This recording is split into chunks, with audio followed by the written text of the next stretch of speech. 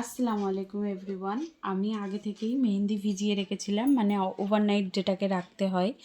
তো মেহেন্দি বানাতে কি কি লাগে আর কি কি দিতে হয় এগুলো তো সবাই বলে, কিন্তু মেহেন্দিতে যে চিনি অয়েলটা মেশানো হয় সেটাতে যদি চিনি বেশি হয়ে যায় কি ক্ষতি হতে পারে, বা অয়েলটা বেশি হয়ে গেলে কি ক্ষতি হতে পারে, আসলে ক্ষতি বলতে সমস্যা কি হতে পারে সেটা তো আশা করছি তেমনভাবে কেউ জানায় না। তো চলুন আমি আজকে বলি। তো অর্গ্যানিক মেহেন্দিতে মেজারমেন্টটা খুব দরকার। মেজারমেন্ট ঠিক হলে মেহেন্দির স্টেনও খুব ভালো আসে। তো আগের দিন আমি যেহেতু মেহেন্দি মিক্সোলজি ক্লাস করিয়েছিলাম, তো একটা মেহেন্দির পেস্ট আমি রেডি করেছিলাম আর একটা ভিজিয়ে রাখা ছিল। তো সেটাই আমি এখন বানাবো।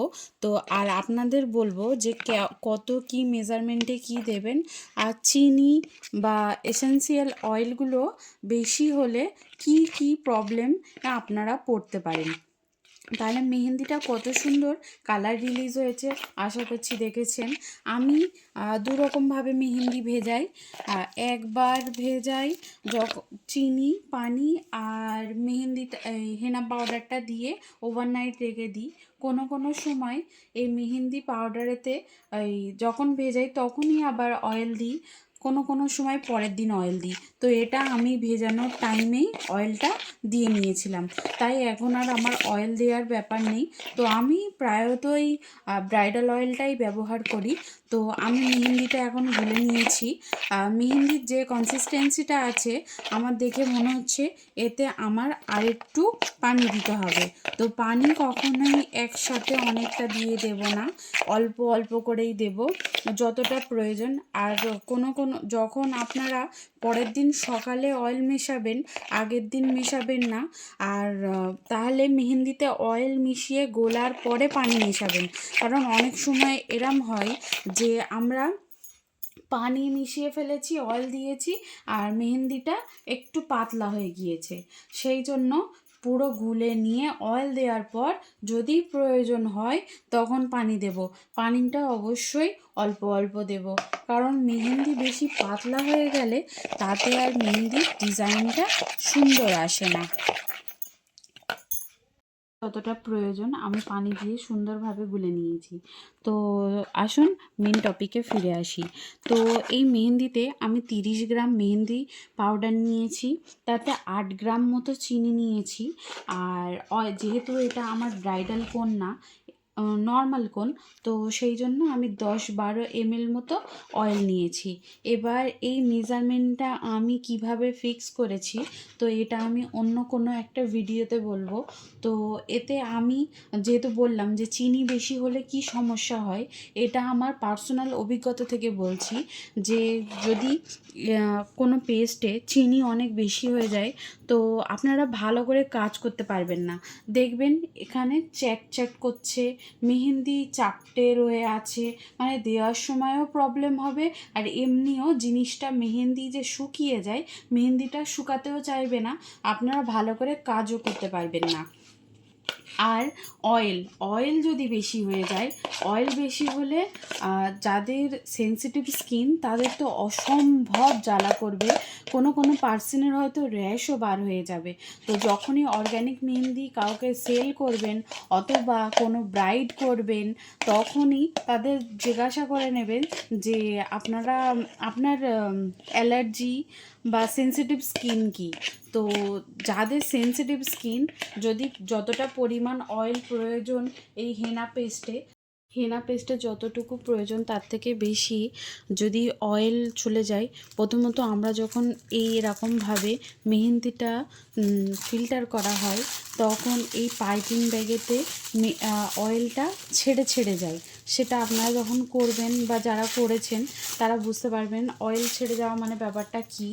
তো তারপরে আপনার ক্লায়েন্টের যদি সেনসিটিভ, আমি একটুখানি মেহেন্দিটা জাস্ট এটায় ফিল্টার করেছি, তাতে আমার হাতে সামান্য লেগেছে মেহেন্দি, তো তাতে এত সুন্দর কালার এসছে।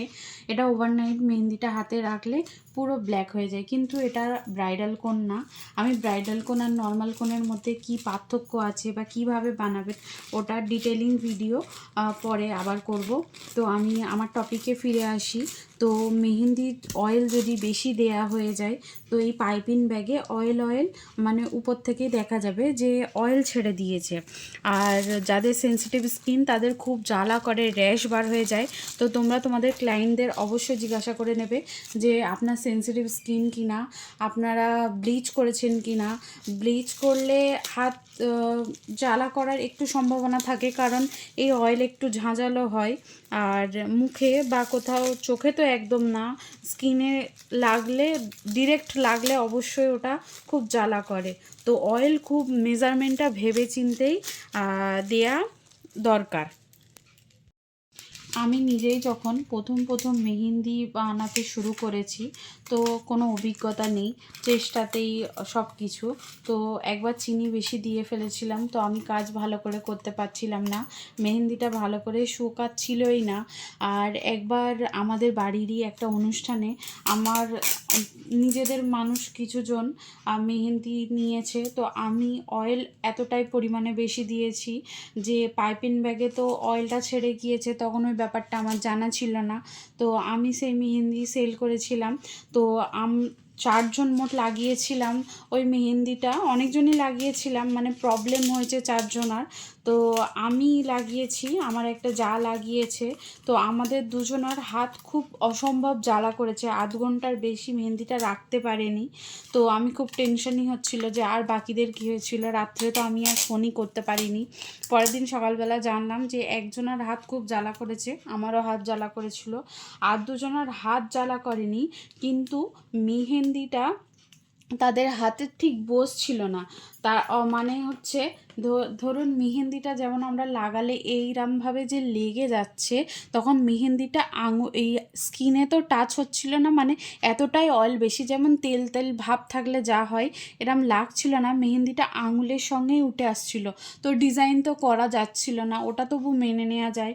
কিন্তু কারোর যদি স্কিন খুব জ্বালা করে বা র্যাশ বেরিয়ে যায়, আপনার কিন্তু মেহেন্দি সেলও বন্ধ হয়ে যাবে বা আপনার বিজনেসটা বন্ধ হয়ে যেতে পারে। তো অবশ্যই অয়েলটা দেখে দিতে হবে, মেজারমেন্টটা পারফেক্টলি নিতে হবে। তো আরও এরকম ভালো ভালো ভিডিও পেতে আমার চ্যানেলটা অবশ্যই সাবস্ক্রাইব করো। আর এর ডিটেলিং আরও যা যা জানতে চাও, বা ফ্রি মিক্সোলজি ক্লাস, সমস্ত কিছু, কীভাবে কী প্রোডাক্টের মেজারমেন্ট থাকবে, এই সমস্ত কিছু জানার জন্য আমার চ্যানেলকে অবশ্যই সাবস্ক্রাইব করো, লাইক করো, কমেন্ট করো।